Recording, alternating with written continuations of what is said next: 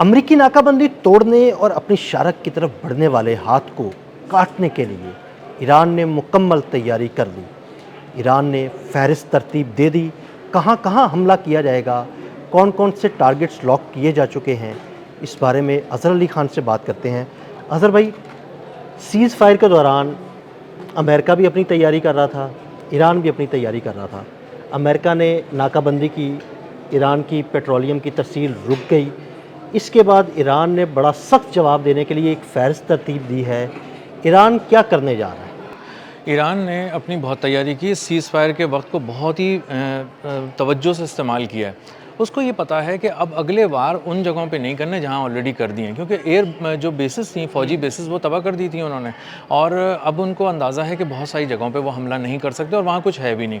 तो अब अहदाफ बिल्कुल नए हैं। सबसे पहला जो हदफ है ना, जो उनको तंग कर रहा है इस वक्त ईरान को, वो कर रहा है समंदर में अमरीका की नाकाबंदी। और अमरीका की नाकाबंदी के हवाले से वो वहाँ पे अमरीकी बेड़े भी मौजूद हैं। इसके साथ साथ उनके जंगी जहाज़ मौजूद हैं, 10,000 एहलकार मौजूद हैं और वो मुसलसल मशरिक़ वस्ता में एक एक करके ट्रांसपोर्ट तैयारे उतार रहे हैं, इक्विपमेंट्स ला रहे हैं मुख्तलिफ़ जगहों पे, और वो अलग अलग मकामात पर उसको लगाते जा रहे हैं।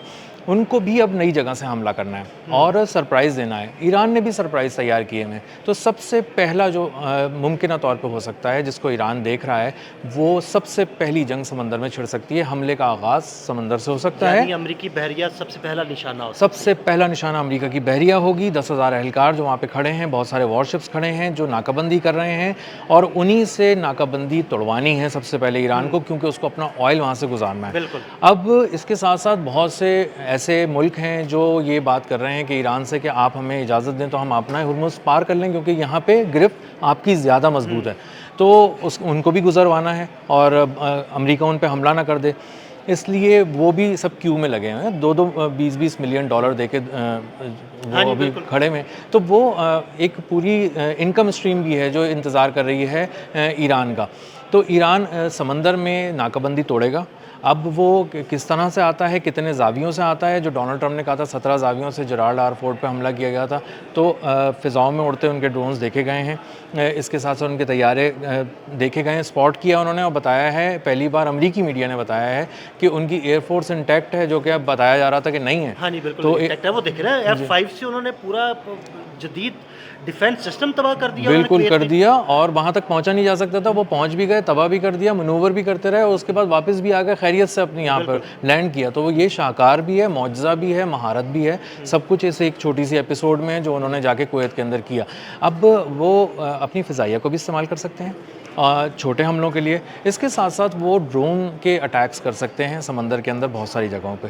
अब ये तो एक समंदर की बात हो गई। इसके साथ साथ बहुत सारी जो नई जगहें हैं जो ज़मीन पर हैं, यानी कि अब उर्दून का नाम बहुत ज़्यादा आना शुरू हो गया, अब इसराइल का नाम बहुत ज़्यादा आना शुरू हो गया। जो उनका बेन गुरियन एयरपोर्ट है ना, इसका इसराइल का तेल अवीव में, वो वहाँ पे बहुत गैर मामूली सरगर्मियाँ देखी जा रही हैं। एक के बाद एक वहाँ पे ट्रांसपोर्ट तैयारे उतर रहे हैं, F-16 उतर रहे हैं। तो वहाँ से कहा जा रहा है कि हमला होगा। तो बेन गुरियन एयरपोर्ट पे पहले भी हमला किया गया था, इराक से भी किया गया था, ईरान से भी किया गया था, तबाही भी हुई थी, और बहुत शदीद तबाही हुई थी, बहुत गैर मामूली नौइयत की तबाही हुई थी। और अब कहा जा रहा है कि एक दफ़ा फिर बहुत ही शिद्दत से वहाँ पर एक हमला हो सकता है।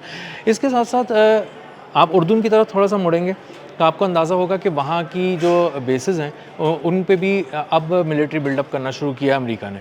तो इसका मतलब ये है कि अगला कोई एक निशाना वहाँ पे हो सकता है, और वो लाजमी तौर पे हो सकता है। बहुत ज़्यादा इसका इम्कान बढ़ चुका है, क्योंकि अमेरिका वहाँ पर सिर्फ अपने आप को गैदर नहीं कर रहा, वो हमला करने के लिए वही चीज़ें पहुँचा रहा है वहाँ पर जो दरअसल वहाँ से हमला करने के लिए होंगी ईरान पर, और उसको निशाना बनाना बहुत ज़रूरी है।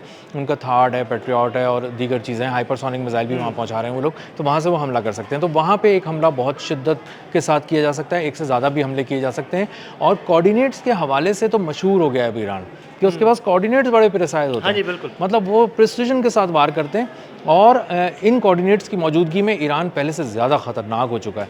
और यही प्रिसिजन लेकर सैटेलाइट्स के ज़रिए वो जाएगा, पहले समंदरों में वार करेगा, उसके बाद वो ज़मीन पे मौजूद उनके जो मफादात हैं, अमरीकी मफादात, चाहे वो किसी भी ज़मीन पर हों, करीब में, मशरिक़ वस्ता में, वो उनको निशाना बनाएगा। ये एक फ़िज़ा और हमने समंदर को डिस्कस कर लिया। अब तीसरी चीज़ बहुत इम्पॉर्टेंट कि यूरेनियम चुराने भी ज़मीन पर उतर कर आ सकते हैं दोबारा, ये एक एडवेंचर भी कर सकते हैं, भी दोबारा से फिर भी किया जा सकता है। एडवेंचर ये करने की कोशिश की थी जब उन्हें अपने जी। C-130 2 तैयारे भी तबाह कराने पड़े, H-60 हेलीकॉप्टर से यार तबाह कराने पड़े, ड्रोन्स MQ-9 रीपर्स तबाह हो गए, $800 मिलियन के तैयारे इस्फहान की ज़मीन में मिट्टी मलिया मेट हो गए वहाँ के रेगिस्तान में और पहाड़ों में। अब ये दोबारा इस तरह की कोई कोशिश करने जा रहे हैं क्योंकि बार बार इनके दिल में वो फांस चुभती है यूरेनियम वाली, हाईली इनरिच यूरेनियम है और वो रखा भी इस्फहान में। बस यहाँ तक बार बार ये बात कर रहे हैं, इसका मतलब ये कि दोबारा इस्फहान में कोई मिस एडवेंचर कर सकते हैं क्योंकि इनको कहीं से वो लफ्ज़ चाहिए कि हम जीत गए और यूरेनियम हमने उठाने की कोशिश की है, सब कुछ किया। तो वहाँ पे ईरान बहुत चौकन्ना है। तो वहाँ पे इस्फहान का डेजर्ट और उसके पहाड़, जो सहरा और पहाड़, इस वक्त मैदान जंग में किसी भी वक्त तब्दील हो सकते हैं जब भी इन्होंने कोई मिस एडवेंचर किया। तो वहाँ पर ईरान की मुकम्मल तैयारी है। ईरान की बहुत ही गिरफ्त है, इस हद तक गिरफ्त है कि एक मैंने व्लॉग किया था, उसमें मैंने कहा था कि फराजा जो उनकी पुलिस है उसने सबसे पहले इनकाउंटर किया उनके साथ, उनकी अमेरिका की सील्स के साथ, जिनके साथ दुनिया के फ़ौजी नहीं लड़ सकते। फराजा उनकी पुलिस आगे लड़ रही थी और इतनी ज़बरदस्त तरीके से वो लड़ी कि खुद फ़ौजी भी हैरान रह गए, हक्का बक्का हो गए और फ़ौरन ही पासदारान इनकलाब के कमांडोज वहाँ पहुँच गए और उन्होंने उनको ज्वाइन किया और टेक ओवर किया सारी चीज़ों को। जो इससे अगली बात है ना, वो है इलेक्ट्रॉनिक वॉरफेयर का अगला एक हिस्सा जो है साइबर वॉरफेयर। इस पे बहुत काम किया है ईरान ने और कुछ कामयाबियां भी समेटी हैं और उनको बहुत ज़्यादा उसने अभी बताया नहीं है। तो अगले फेज़ में ये कह रहे हैं कि जो अहदाफ हैं वो सिर्फ मिलिट्री अहदाफ नहीं है, वो कुछ वर्चुअल अहदाफ भी हैं। कुछ फिजिकल और कुछ वर्चुअल, लेकिन टेक्नोलॉजी बेस्ड किए जाएंगे, साइबर अटैक्स किए जाएंगे। इसके साथ साथ 7 बड़ी केबल्स दुनिया की गुजर रही हैं। मैं यही पूछने जा रहा था कि समंदर के अंदर मौजूद एक और भी राज है जिस पर कब्जा करने का ईरान सोच रहा है, वो राज, उस राज के बारे में बताइए। जी, ईरान जो है ना वो बुनियादी तौर पे उसने अपनी पूरी एक तैयारी की है और उसको सामने भी लाया जानबूझ के ताकि दुनिया ये जान सके कि ईरान क्या सोच रहा है। ईरान अंडरग्राउंड जो अंडर सी जो केबल्स हैं वो 7 बड़ी केबल्स हैं और दुनिया को कनेक्ट करती है। 97% उसमें डाटा ट्रैफिक जो है उसमें फ़्लो कर रहा होता है दुनिया का, तो उसको काटने का प्लान बना रहा है ईरान। उसने उसको निशाने पे रखा है, उसके कोऑर्डिनेट्स भी उसको पता हैं और कहाँ कहाँ वो गुजर रही हैं एग्जैक्टली और किन जगहों पे निशाना लगा सकता है ईरान। और वो उसके लिए मुश्किल भी नहीं है ईरान के लिए क्योंकि आबनाए हुर्मुज़ पे ईरान का कंट्रोल है, मुकम्मल गिरफ्त है और वो जाके किसी भी वक्त क्या उन केबल्स को आसानी से काटा जा सकता है? उन केबल्स को काटने के लिए जो महारत चाहिए वो भी ईरान के पास है, जो सामान चाहिए वो भी ईरान के पास है और जो कॉन्फिडेंस चाहिए वो कॉन्फिडेंस प्लस है ईरान में। वो किसी भी तरह उस पर हमला कर सकता है, उसको कोई वहाँ चैलेंज नहीं कर सकता। आबनाए हुर्मुज़ के पास कहीं दूर दूर तक नहीं है अमेरिका की नेवी और बार बार पासदारान इनकलाब इस बात को याद दिलाते हैं अमेरिका को और डोनाल्ड ट्रंप को कि तुम्हारी नेवी कुछ कर ले, उल्टा लटक जाए। अब तक 500 किलोमीटर करीब नहीं आ सकी ईरान के और आबनाए हुर्मुज़ के। तो ये वो तो बड़े दावे करता रहा कि जी ईरानी बहरिया को ख़त्म कर दिया, ईरानी बहरिया को ख़त्म कर दिया, लेकिन आबनाए हुर्मुज़ तो नहीं खुलवा सका, करीब भी नहीं आ सका। और उसकी नेवी ने खुद कहा और उसके नेवी के सेक्रेटरी को रिज़ाइन करना पड़ गया इस बात पे कि वो कह रहे थे जाओ तुम करो। उसने कहा ये मिस एडवेंचर है, मर जाएंगे, बर्बाद हो जाएंगे हम और हमारे जहाज़ और मिलिट्री बिल्डअप को इस तरह से तबाह करवा लेना अपने। ये तो लोग पहले ही बहुत ही हंस रहे हैं और थू कर रहे हैं और हमारे ऊपर तो बहुत ही बुरी तरह लोग हंसना शुरू हो जाएंगे कि ये तुम लोग मजाक कर रहे हो या जंग लड़ रहे हो।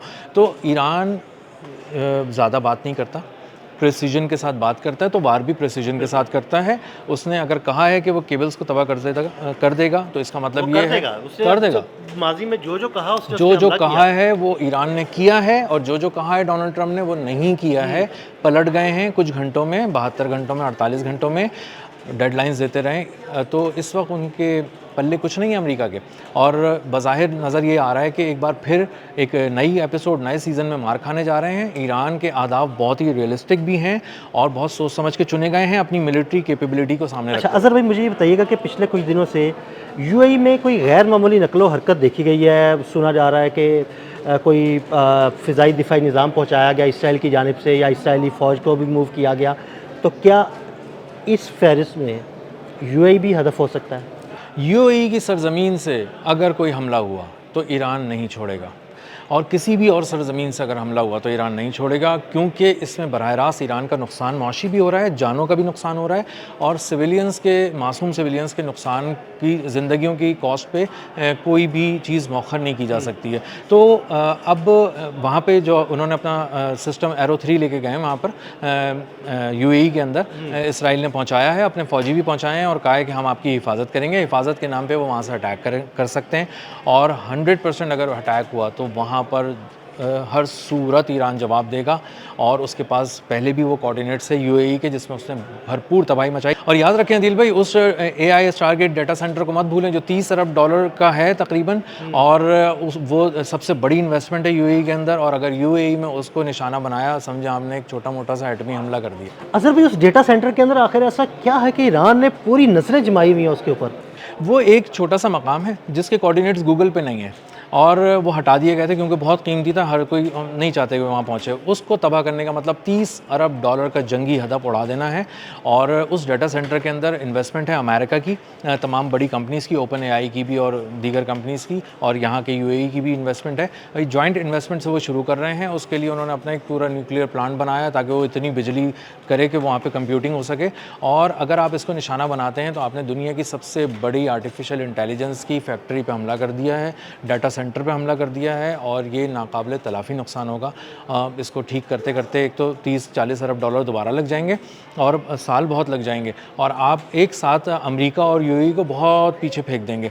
और उसके कोऑर्डिनेट्स गूगल पे भी नहीं हैं कि अगर आप चाहें, हाँ जी, उसका पता नहीं है, गूगल पे तस्वीर है, पता नहीं है, तो उसको उड़ा दिया गया था। वो कोऑर्डिनेट्स शेयर किए हैं ईरान ने और बताया कि हमारे पास कोऑर्डिनेट्स हैं, प्रिसीजन के साथ वार करेंगे, उड़ा देंगे, फिर तुम रोते रहना और उस चीज़ों को जमा करते रहना जो डाटा तुम्हारे पास से चला गया और जो सारी टेक्नोलॉजी तुम्हारे पास है। बिल्कुल, बहुत शुक्रिया अजहर भाई। अजहर भाई ने बड़ी तफसील के साथ इस सारे मामले पर रोशनी डाली। मज़ीद अपडेट्स के लिए हमें फॉलो करते रहें। अज़हर अली ख़ान और अदील अहमद को इजाज़त दीजिएगा। अल्लाह हाफ़िज़।